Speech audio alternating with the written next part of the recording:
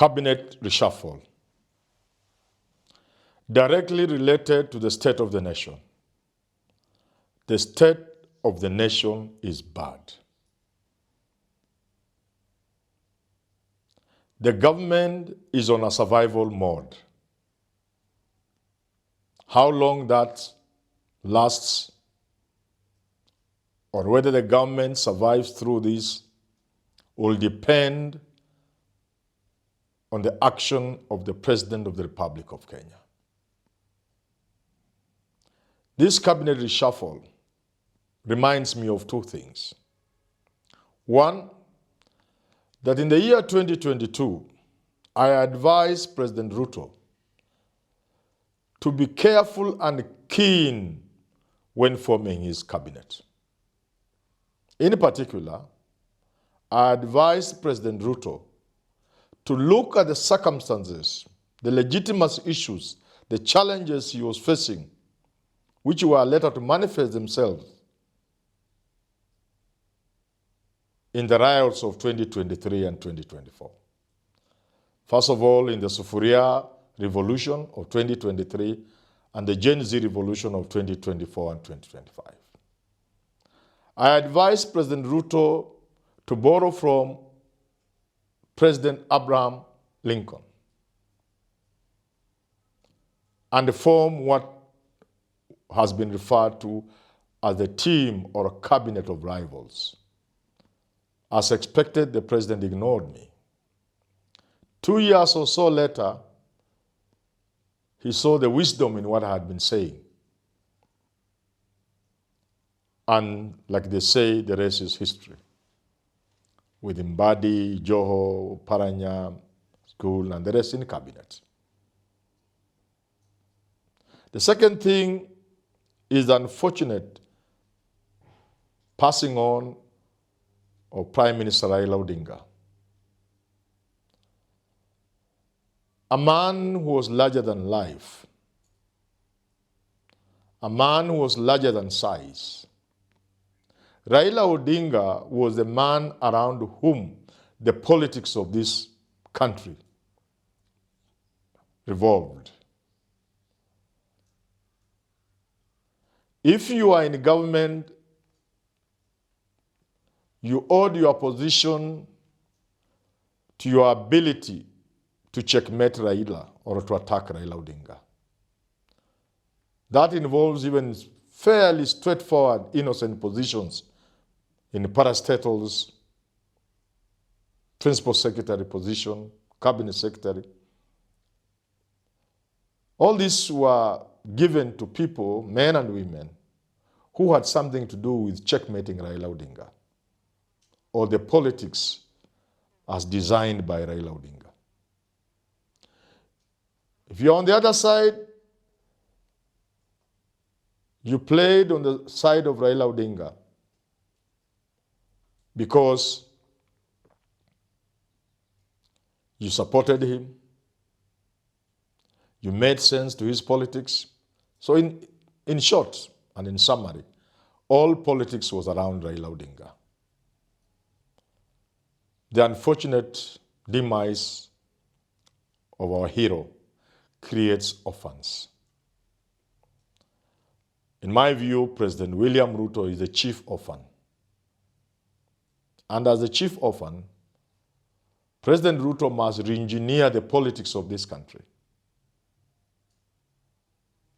Always, whenever a government is in crisis, when the state of the nation is bad, it is to government, to cabinet, that the prime minister or the president turns. That is first stop. The first stop is usually cabinet. And the other organs close to cabinet that then constitute government. And President William Ruto must now turn to his cabinet. It is to cabinet that he must turn because his survival, more than ever before, with the demise of Raila Odinga, is going to depend on the government he forms from today onwards. The survival of government between now and 2027 will depend on the men and women put together to manage the situation we are in today.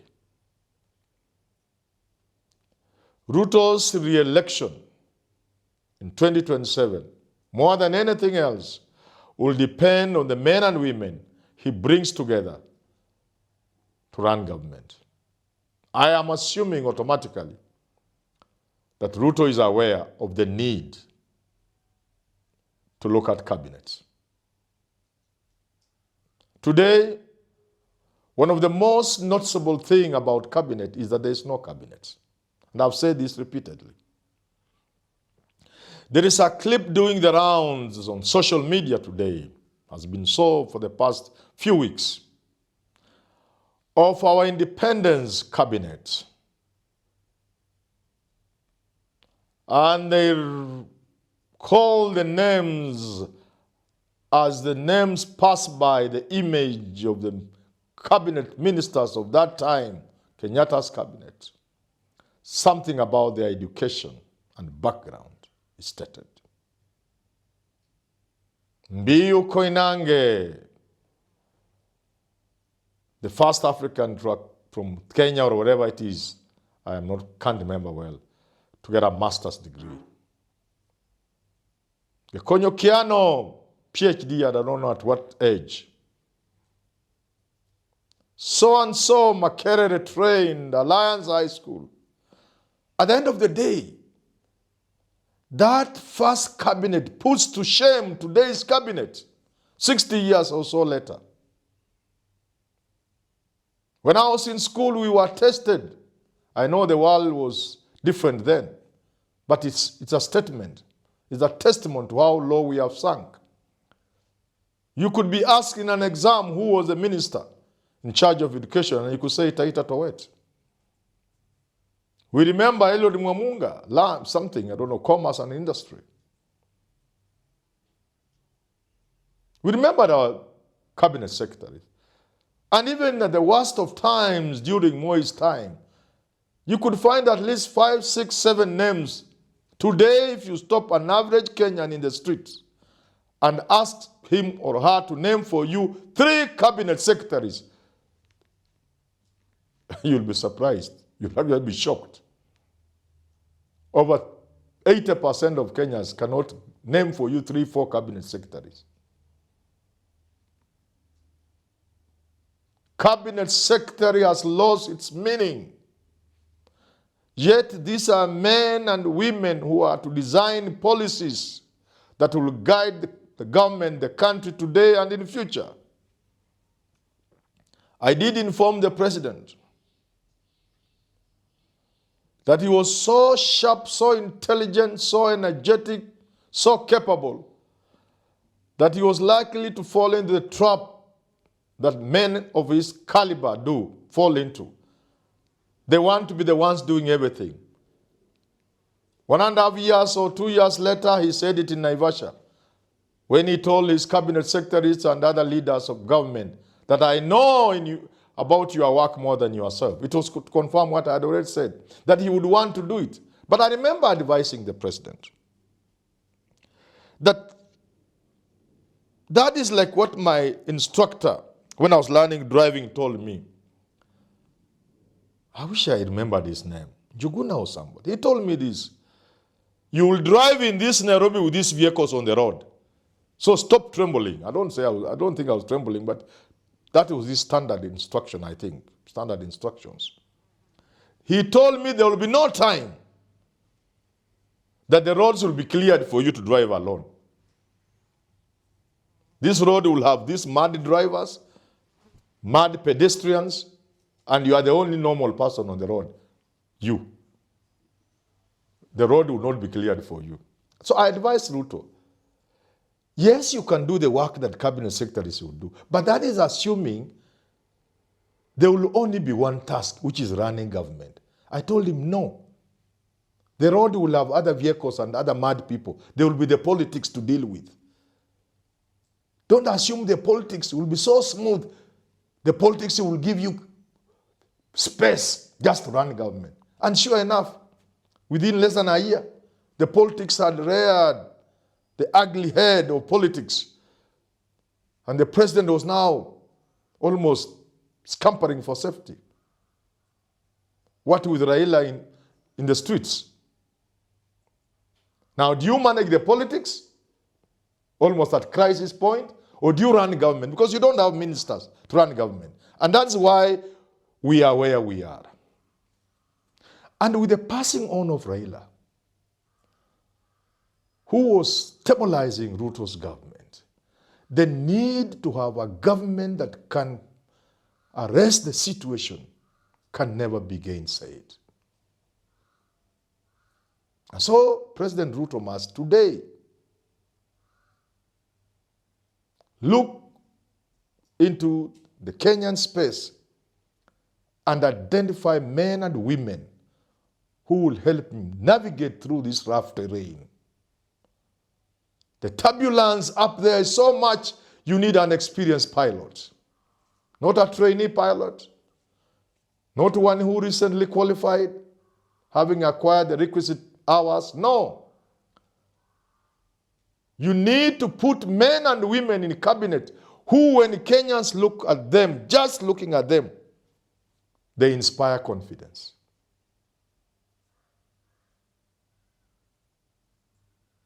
And I cannot think of a person in cabinet today who comes close to that. So, to the President of the Republic of Kenya, I say, he must, of necessity, come up with a cabinet that goes beyond party loyalty, beyond cronyism, beyond survival politics. A cabinet of capable men and women, and they are there. 2, the president will have to balance between politics and government. However efficient cabinet is, if you can't manage the politics, you'll go nowhere. In the absence of Raila today, the need to balance, to work on the politics, assumes a measure of urgency.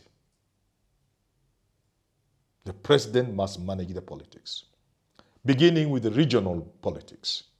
The president must look at Mount Kenya region, look at Kindiki and see this is a failed experiment, and stop being romantic about the situation on Mount Kenya.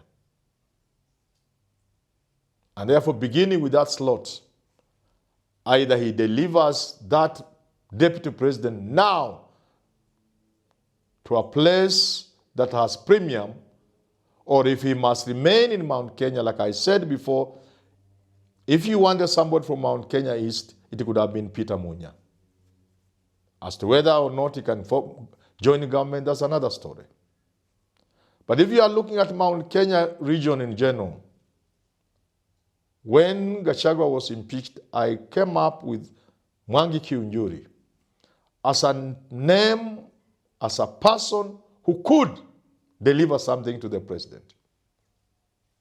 Mutahi Kagwe would have been the best, but he comes from Nyeri, where Manyora is, and therefore he will have no value.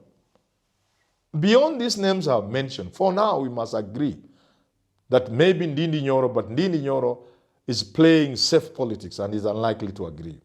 So for that reason, either the president approaches Peter Munya or Mwangi Kiunjuri or abandons the experiment with Mount Kenya and delivers that position elsewhere, now or in 2027. The president has, of course, lost Mount Kenya. He has lost to Kambani. He still has hope in the Luhya nation. He's not doing very badly at the coast with Joho and the governor there, Nasir. He must only take care of the youthful MPs at the coastal region and the balanced positions. The president's hopes are to be found, hope is to be found in Nyanza and the Luhya nation.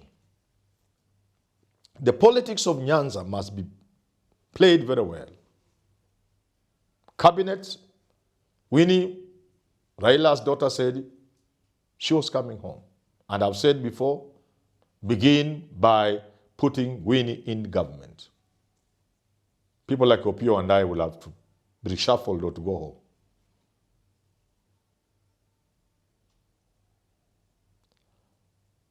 Names like Evans Kidero, of course, some of these people have their own challenges, but those are the kind of people you are going to look at to stabilize the Luo Nyanza region. ODM as a party, if the president has the power I suspect he has over what's going on in ODM, the politics of blind support and sycophants in ODM will not be of any help to the president in galvanizing Luo votes, which seem to be his for the taking. But he must navigate around the issue of who from that region is in cabinet. Who does he get rid of? Who does he bring on board? What sort of leadership of ODM should be encouraged? The elephant in the room for the president, the biggest prize will be Luhya land. So far, we have to admit, the leading lights in the Kenya Kwanza government from Luhya land were Tangula, Mudavadi, and one or two others, including the Deborah minister, and I don't know who else, are of no value. They have not helped the president. They are not helping the president. They are not going to help the president. That's a reality the president has to accept and sweep them. And there is a need for the president to look for one strong man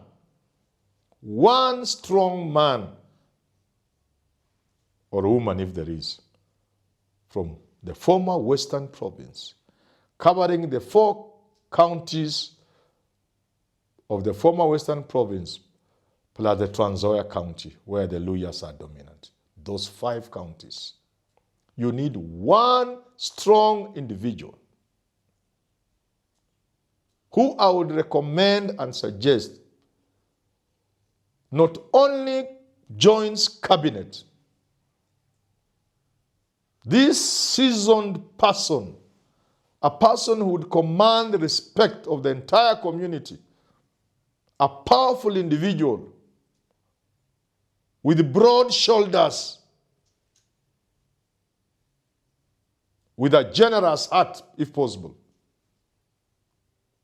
like the late Musalia Mudavadi's father, Moses Mudavadi. Somebody like that, who I would suggest should become the prime cabinet secretary and given a certain docket under that. In this arrangement, Musalia Mudavadi will be taken to a docket like finance, where at least he will find himself. He will find bearing. He will find some color, where he will be appreciated, where his work will be felt. Finance. And with this powerful Luhya person taking on prime cabinet secretary position with a docket. These are not mere suggestions. These are things the president ought to do. Or it will be important for him to do these things in order not just to survive up to 2027 and perhaps even win in 2027, but to stabilize the nation. Because I began by saying the state of the nation is bad. We are in a place where Moi was when he came up with a dream team headed by Richard Leakey. The president must come up with a team of rivals, a dream team that will manage the kind of situation we are in. What with these boys running wild across the world? We've been lucky once, twice. How sure are we can be lucky 3rd time round? We need to begin creating confidence in the people of this country. to create confidence that even if there's a crisis, we have a government that can handle that crisis without resorting to force. The beginning point will be a cabinet that instills confidence in the people. And that should not be difficult for the president. Very simple. One, there will be no financial implication to change this country. That would include a new government, a new cabinet. There isn't a political cost to it. There is not an individual in this cabinet whom, if you removed, there will be an uproar, because nobody even knows them. There isn't an individual in the cabinet, if you removed him from cabinet, people will make noise or go to the streets. There is no political cost to coming up with a new government. No cost. There is not a single man or woman in cabinet ambaye ukimuguza hivi watu watapiga kelele. Hata hawamjui. Sasa watapiga kelele ya nini? If you remove any of these cabinet ministers, nobody knows them. And therefore there will be no political cost. Nobody will make noise. Yet, the removal of these lackluster, colorless, clueless individuals from cabinet and the onboarding of serious men and women to cabinet will be all that we need to ensure that we as a country can survive what's going on around the world today. I beseech the government. I implore the president. Let the looming cabinet reshuffle be about serious business.